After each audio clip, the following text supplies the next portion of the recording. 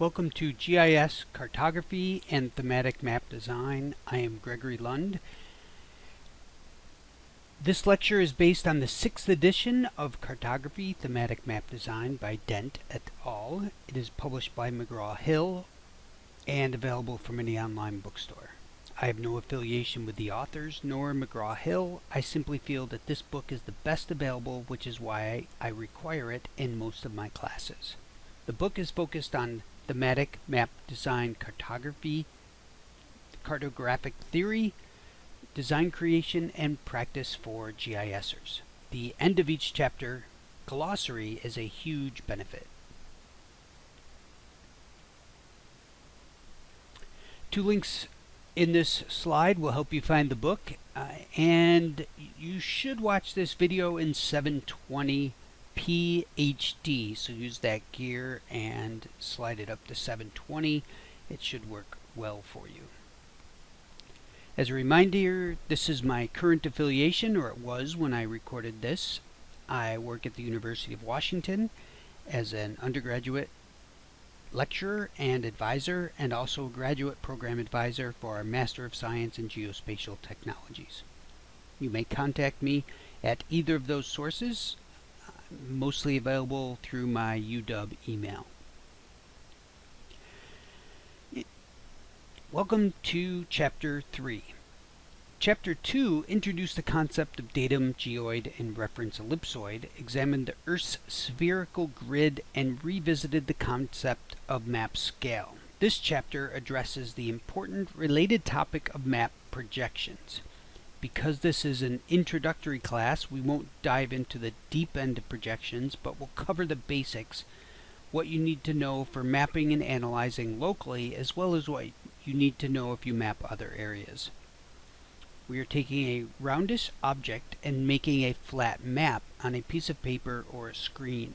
Imagine peeling an orange and trying to make the peels into gapless, flat surfaces. It can't be done. In the map projection process, distortion occurs just as it would with an orange peel. Distortion can refer to both the deformation of the graticule, which is the lines of latitude and longitude, and the loss of one or more of the properties: area, shape, distance, and direction. The first part of this chapter pertains to the process of projecting the graticule, lines of lat and long, and onto Earth's surfaces and bodies of water to a geometric form: plane, cylinder, or cone, or other mathematical methods. 4 distinctive projection families result from the processes, and each has its specific characteristics and distortion patterns.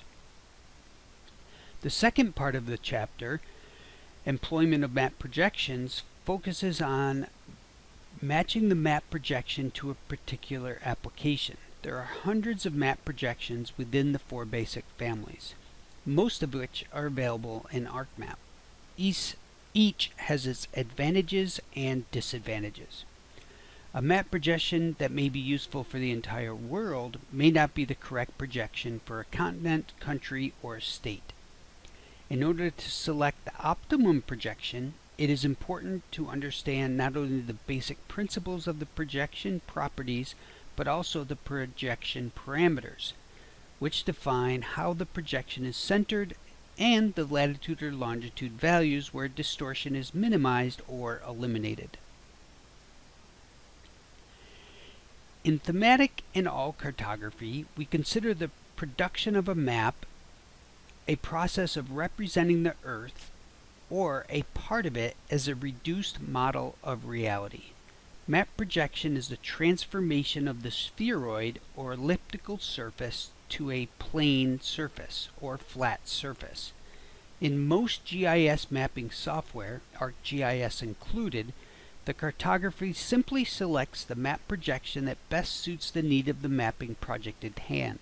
It's simply a matter of checking the right boxes. Technically, there's a 3-step process that occurs. First, a spheroid or ellipsoid model is selected that best fits the geoid. For most distributed digital data, the incorporation of the ellipsoid or spheroid is already present, often as part of the datum. And you may see Chapter 2 to refresh yourself on geoids, ellipsoids, and datums.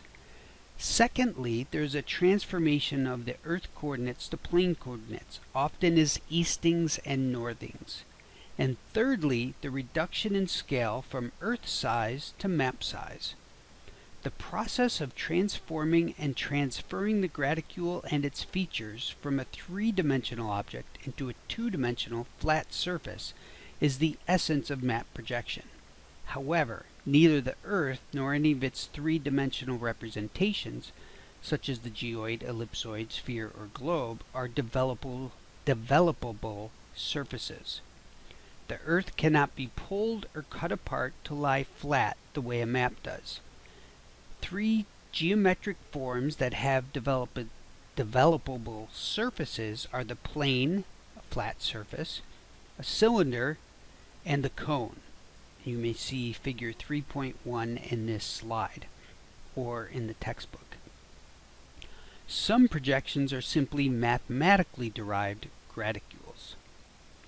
This gives rise to four overall families of map projections: azimuthal, cylindrical, conic, and mathematical. Each family has many individual named projections, where the name often contains one or more of the following: the name of the geometric figure, some of the projection's properties discussed in the following sections, and the name of the individual identified as the originator of the projection, such as NAD 1983, Harn, State Plane, Washington South, FIPS 4602 feet. This projection is listed as Lambert conformal conic, giving us the cone. Lambert is the originator of the projection. The spheroid is listed as GRS 1980, and these details are also listed on the slide. By examining the three developable surfaces, again the plane, the cylinder, and the cone, we can attempt to understand the concept of a map projection. In the previous slide, figure 3.1, also in your book, each geometric surface, again the plane, cylinder, and cone respectively in this slide, is placed to a point with the plane or a line of contact with the cylinder and cone. Imagine the light bulb shining through a transparent globe's surfaces, projecting the graticule and other features on the developable surface. Note that the plane is already flat and that the cylinder and cone may be removed from the 3D surface and spread out without tearing, shearing, or distortion of the surface, hence the term developable. You can just unroll the cylinder and unroll the cone to get that flat surfaces. However, note that the maps will not be distortion free. The geometric surfaces with contact in these images from 3.1 is called tangent, or simple form. In the secant case, in figure 3.2 above, each of the surfaces is placed at a line with the plane or two lines with the cylinder and cone of intersection. As you can see from the diagram, part of the geometric surface intersects and actually goes into the reference globe. The light bulb analogy doesn't quite work here. Points and lines of tangency or intersection are called standard points and lines. If a standard line is also a parallel of latitude, then the line is called a standard parallel. And if the standard line falls along the meridian of longitude, then it's called a standard meridian. Standard points, lines, parallels, and meridians are one of the most important map projection parameters, because these corresponding places on the map will have no scale distortion.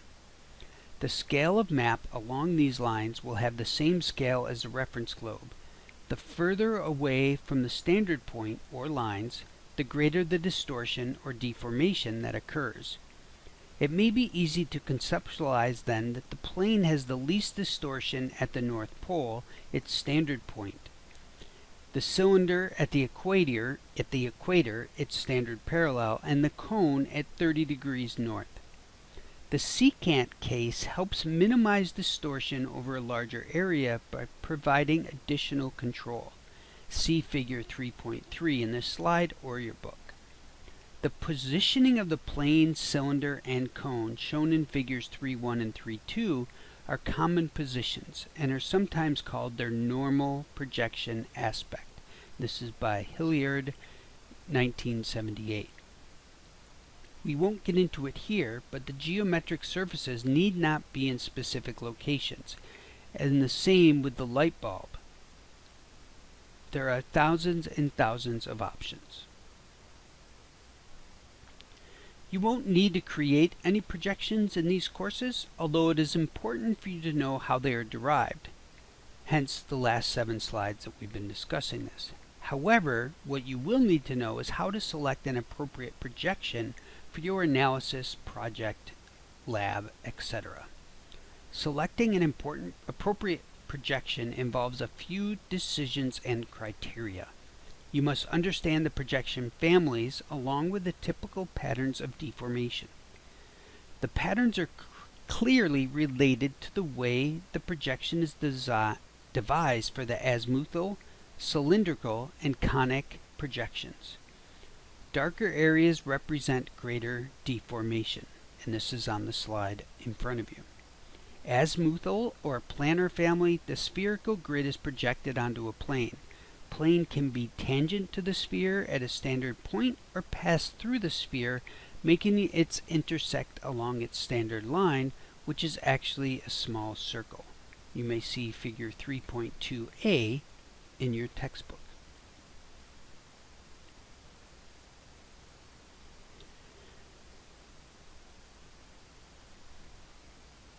In figure 3.5, a common projection aspects for the azimuthal mapping.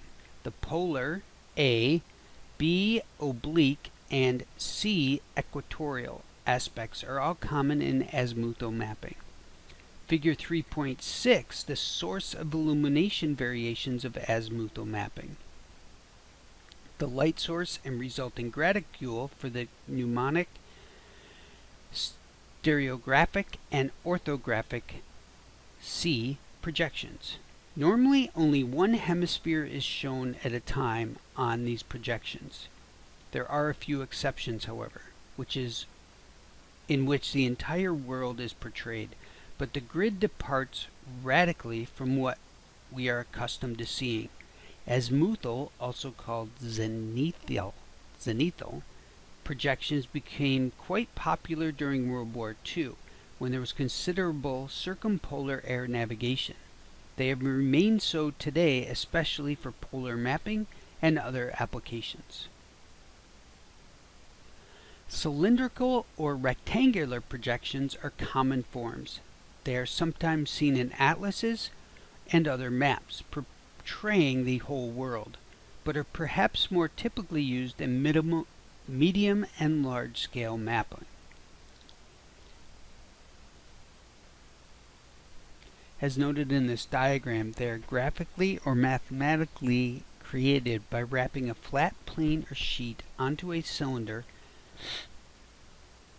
and making it tangent along a line or intersecting two lines, secant case, on the sphere. Points on the spherical grid can be transferred to this cylinder, which is then unrolled into a flat map.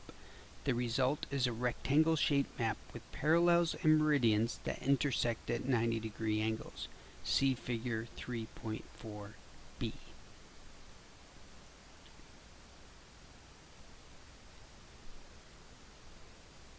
Conic projections are constructed by transferring the graticule from the generating globe to a cone enveloped around the sphere. This cone is then unrolled into a flat plane. The normal aspect is shown in figure 3.1c. One historical form of the conic family is the polyconic projection. This projection uses several cones of development and consequently has several standard lines. Theoretically, each parallel is the base of a tangent cone. Historically, this has been used for mapping areas of great latitudinal extent. The polyconic projection was used by the United States Geological Survey in its topographical mapping program until the 1950s.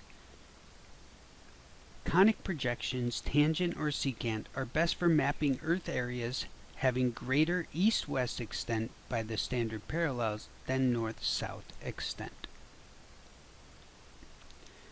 Purely mathematical projections, those that cannot be developed by a projective geometry, are in some cartographers' taxonomies simply classified into the geometric families on the basis of their appearances. A few projections bear striking resemblance to the developable ones, but are different enough to be classified as pseudo-cylindrical, pseudo-conic, and pseudo-azimuthal. A prominent example can be found in the mole-wide projection, see Figure 3.8. Other common mathematical projections that will be shown or discussed later in the chapter include sinusoidal and hammer projections. In Figure 3.8, the mole-wide projection is one of the more common pseudo-cylindrical projections. Note that the meridians curve towards the poles in contrast to the grid-like appearance of the cylindrical family. See Figure 3.4b for a comparison. In the transformation process from the three-dimensional surface to a plane, some distortion occurs that cannot be completely eliminated. Although designers strive to develop the perfect map, free of all error, all maps contain errors because of the transformation process, whether geometrically or mathematically derived. Figure 3.9, the distortion is caused by the projection process. Transformation from a sphere to a plane may cause distortion brought about by tearing, shearing, or compression, as noted in the diagram. As the mapped area increases to subcontinental or continental proportions, distortion becomes an increasingly significant design problem for the cartographer. At such scales, the map designer must contend with alterations of area, shape, distance, and direction, which are called a projection's properties. No projection of the globe's gradical can maintain all of these properties simultaneously. Only on a globe are all four properties maintained. Map projections which area relationships are all parts of the globe are maintained are called equal area or equivalent map projections. Equivalent projections are very important for general quantitative thematic work, particularly at global scale. It is usually desirable to retain area properties, particularly when enumeration units are compared or if area is part of the data being mapped. See Chapter 4. Population density, that is, persons per square mile, is a prime example. Consider Marshner's classic argument for employing equal area projections on page 45 of the textbook. Note that some equal area projections may have deformation patterns that may be unacceptable to the map reader,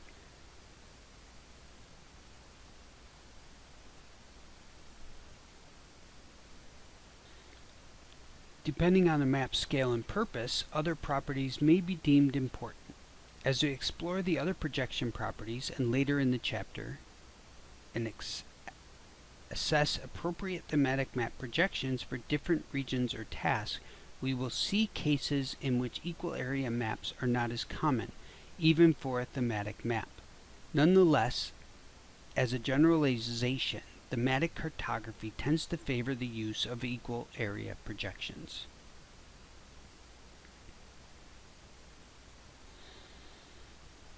Conformal or orthomorphic mapping of the sphere means that angles are preserved around points and that shapes of small areas are preserved. The quality or conformality applies to small areas, theoretically only to points on conformal projections. Meridians intersect parallels at right angles, and the scale is the same in all directions about a point. Figure 3.10 or 3.10 is a classic examples of a conformal and equal area and a compromised projection. The Mercator projection A provides an illustration of conformality. The Hammer projection B, sometimes also refers to as the Hammer-Atoff projection, illustrates an equal area projection, and the Robinson projection C illustrates a compromise or minimum area projection. See the text for a discussion on this. The Mercator projection, 3.10a, is the conformal map and distorts area, especially in the higher latitudes. The Hammer projection, 3.10b, is an equal area projection. These areas are equivalent, but conformality is non-existent. The property of equidistance on projections refers to the preservation of great circle distances. There are certain limitations. Distance can be held true from one to all other points, or from a few points to others, but not from all others to all other points, or all points to all other points. The distance property is never global.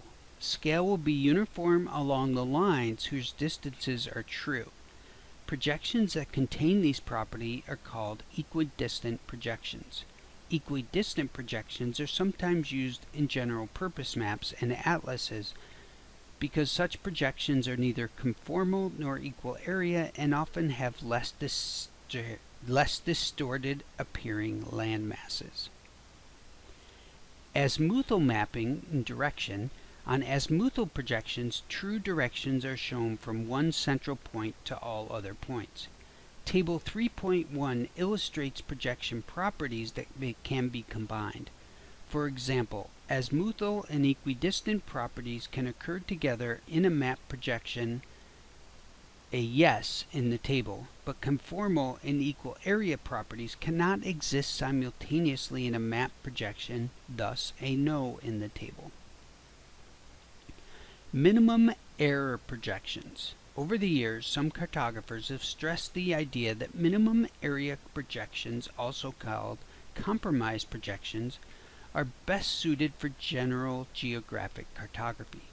These projections are essentially hybrids that attempt to control or minimize all four map projection properties in varying degrees. Often this is done to try and produce a better and more realistic depiction of the globe or parts of it. These projections are chosen by the designer on much the same basis as a projection having uniquely preserved property, by selection of those total qualities that best suit the mapping task. Cantor's 89. Figure 3.10c depicts the Robinson projection, which holds no property as true. When compared with the conformal and equal area major property figures, it is easy to see why some designers advocate for projections such as these.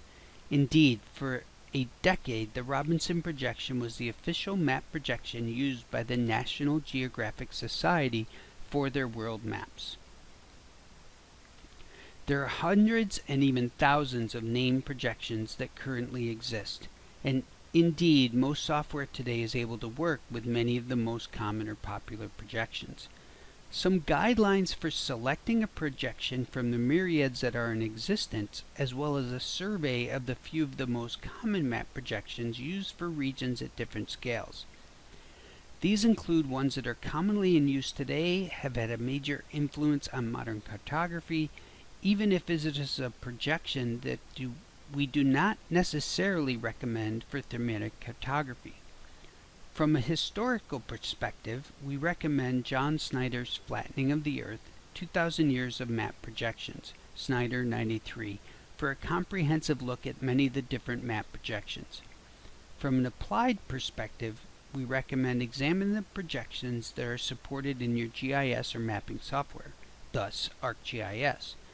Read about them in your software's help section, or better yet, take the provided world map data or maps at other scales and try projecting them. As you examine the projections visually, also try to examine the various projection properties to the extent that the software allows. These questions are listed on page 50 and 51 of your textbook, and these are essential questions that you must ask when choosing a projection. I won't read them here, but you're welcome to pause the slide or find them in your textbook. Figure 3.14, the interrupted good homosaline projection. Perhaps the most famous of uninterrupted projections, this was used in Good's World Atlas series. The Winkel-Tripel projection is a compromise minimum area projection used by the National Geographic Society for world maps. Figure 316 is the Gall-Peters projection. Figure 317 is Lambert's azimuthal equal area projection with the oblique aspect. This projection can be an excellent choice for continents and countries that extend in all directions. The projection parameters for this particular map of Europe has a central meridian set at 108 degrees east and the latitude of origin set at 308 degrees north. The Boone projection, depicting the entire world, A, and more appropriately recentered and zoomed into North America, B. This projection is suitable for mapping continents, as in B, but should never be used for mapping complete hemispheres. In A, notice the severe shape distortion brought about by shearing at the northeast and northwest corners of the projection. Figure 3.19 is the Albers equal area conic projection. This projection is frequently used for mapping the continental United States. Angular distortion is minor, nowhere exceeding 2 degrees. As we have seen so far, all projections involve coordinate systems, such as the decimal degree coordinates that are so common in mapping and setting projection parameters. Another option for mapping is to use a related but yet distinct concept of the projected coordinate system, which combines the projection process with the parameters of a particular grid. There are a number of national, state, and county level projected coordinate systems. For this text, we will focus on the state plane and universal transverse Mercator coordinate systems due to the sheer volume of downloadable data available in these systems. Selecting one of these systems as a projection choice can be effective for mapping applications, many of them, particularly maps with scales at the state level and larger.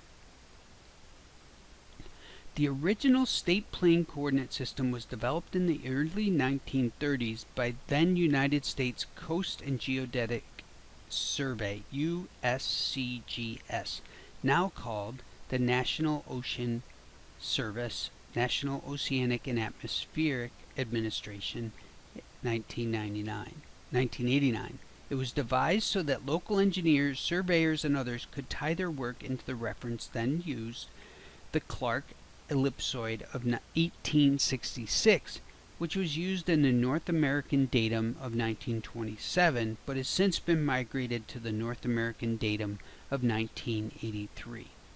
What they desired was a simple rectangular coordinate system on which easy plane geometry and trigonometry could be applied for surveying, because working with spherical coordinates was cumbersome. In Figure 3.20, the zones of the state plane coordinate system. This is the NAD 83 configuration of zones for the SPC, state plane coordinate system, which follow state and county lines for the contiguous United States. The inset of zone examples includes a state with elongated east-west zones, Minnesota, and a state with elongated north-south zones, Illinois. Figure 3.21, the Minnesota central zone of the state plane coordinate system. Positioning of the Lambert's conformal conic standard parallels and the central meridian, as well as the state plane coordinate system origin and axis for this zone. The exact positioning of the x and y axes varies from state to state and zone to zone, but the axes are always placed so that all coordinates are positive. See your text for further discussion. Note that the projection produces a reasonably aesthetic shape for Minnesota. Review of the universal transverse Mercator again. Can you determine which zone we would use for Washington? Take a second to try to figure it out. You may pause if you'd like. From the universal transverse Mercator system, the UTM system is made of 60 26-degree zones that extend from 808 south to 848, 80 degrees south to 84 degrees north. The numbers on the left and bottom portions of the graphic and latitude and longitude values in decimal degrees. The letters on the right side of the graphic are referred to as zone designators. While zone designators are the official description of the UTM system, almost all civilian uses of this system simply use the UTM zones along with the designation of N or S to indicate the relevant hemisphere. Zones 10 through 19 are used in the continental United States. And looking at this map, hopefully you can determine which one is used for Washington. Projection on the fly. You may read this at your leisure, out of the book, or in this slide if you pause. This is very important and one of the most annoying aspects of ArcMap that we must deal with, in my humble opinion.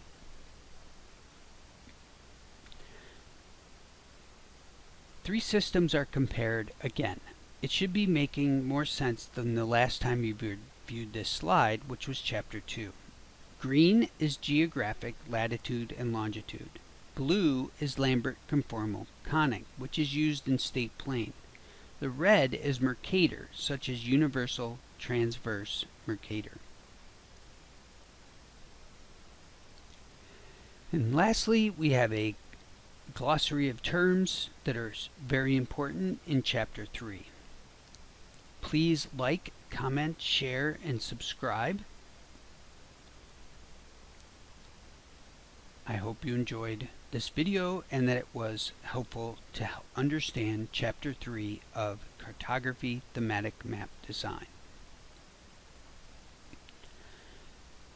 Again, this is just some of my background and with whom I am affiliated. This concludes Chapter 3, Introduction to Thematic Mapping by Dent, Torgerson, and Hodler.